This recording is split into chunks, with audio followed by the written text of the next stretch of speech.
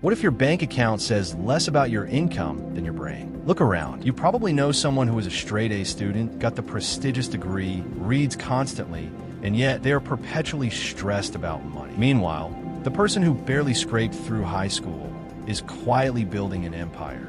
Why do smart people stay broke while average people build lasting wealth? For decades, we have been sold a comforting lie that financial success is purely a math equation. We are told that if you just understand spreadsheets, compound interest, and logic, you will inevitably become wealthy.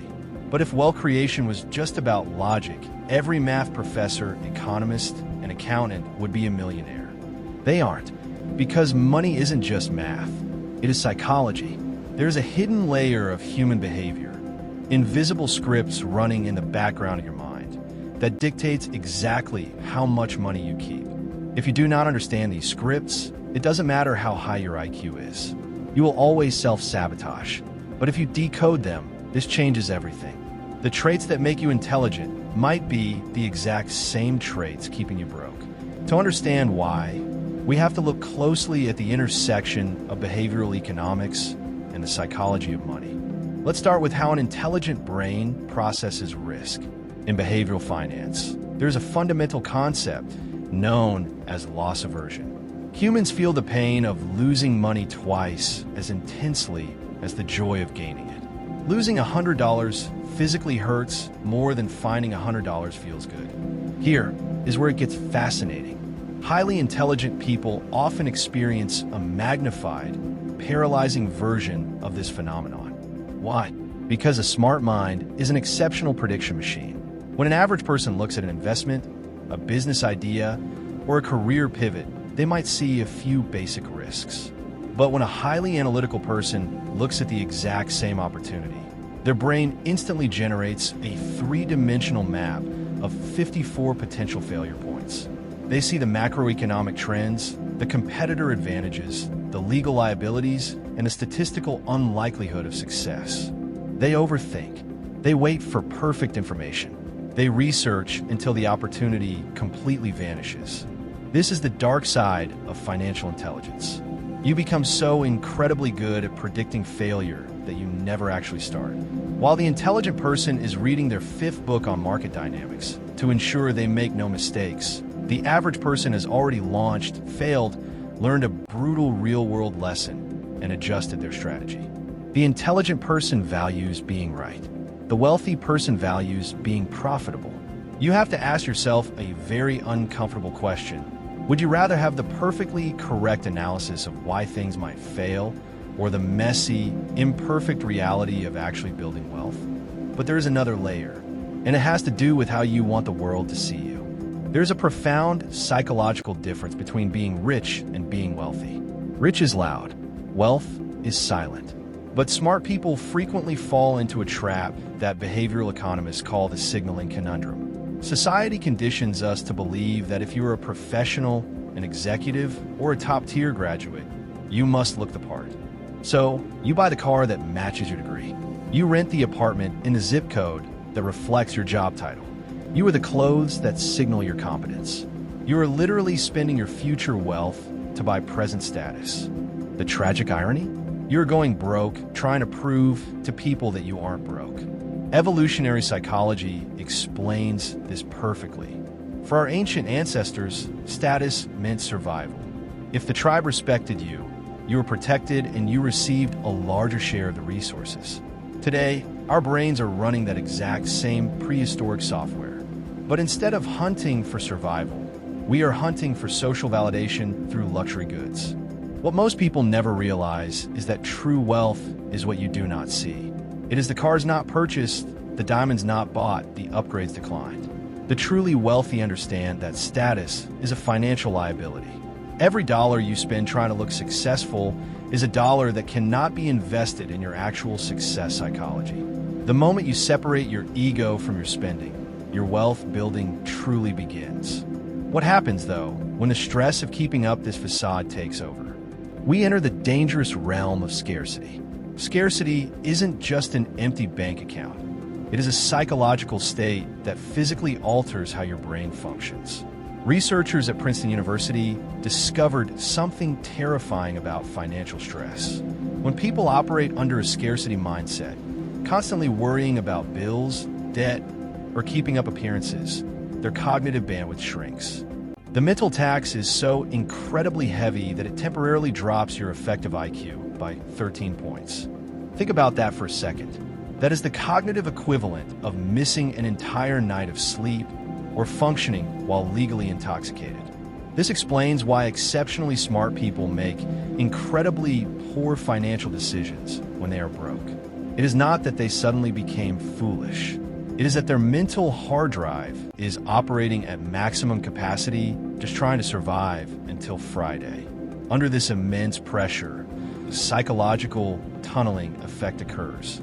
You are forced to focus only on the immediate threat, completely blinding you to long-term wealth creation. In this state of cognitive overload, survival overrides logic. You take on high-interest debt. You fall for get-rich-quick schemes. You succumb to hyperbolic discounting, the psychological bias where you prioritize a tiny reward today over a massive reward next year. To escape this trap, you cannot just budget harder. You have to engineer an abundance mindset, not through positive thinking or manifesting, but through designing automated financial habits that remove the daily, exhausting anxiety of money management. You have to free up your cognitive bandwidth so your brain can finally look past this week and start planning for this decade. Yet, even if you conquer your spending and master your cognitive bandwidth, there is one final, insidious trap. It is a cognitive bias that no one talks about, yet keeps brilliant minds trapped in mediocrity for a lifetime. It is the identity of the noble intellectual. Many highly educated, intelligent people secretly hold deep, conflicting money beliefs.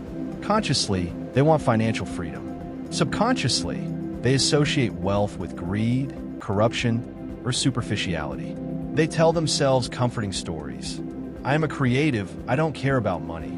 Or, I am focused on my impact, not my income. Or, I'm too busy solving real problems to worry about the stock market. This is cognitive dissonance in its purest form. You're trying to achieve something that your core identity actively despises. If your internal narrative frames the pursuit of money as a moral failing, your subconscious mind will work tirelessly to ensure you never accumulate it. You will systematically underprice your services. You will feel an irrational guilt when asking for a raise. You will unconsciously self-sabotage lucrative opportunities because succeeding would mean violating your own identity. Money is morally neutral. It is not good, and it is not evil. It is simply a magnifying glass that amplifies who you already are. Financial intelligence requires understanding that wealth is not a measure of your human worth, but a necessary tool for your freedom and your impact.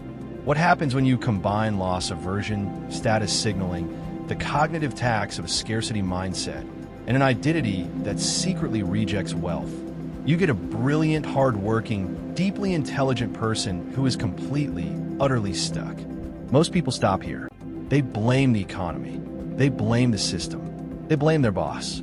But that is the mistake. Because the moment you recognize these invisible psychological forces, they lose their power over you. You do not need another degree. You do not need to raise your IQ. Intelligence got you a seat at the table, but your psychology dictates whether you get to stay. You must transition from being a brilliant thinker to an emotional master. Look at the greatest investors and the most successful entrepreneurs in history.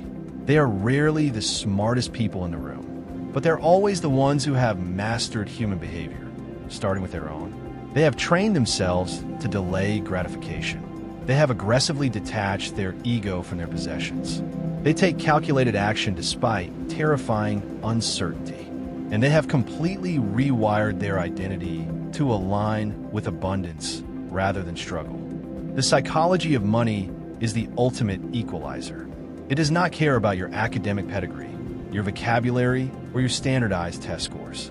It cares about your daily habits, your deepest beliefs, and your emotional regulation during moments of decision-making. So, take a hard look at your own life.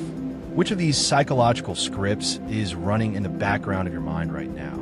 Are you paralyzed by overanalyzing every risk?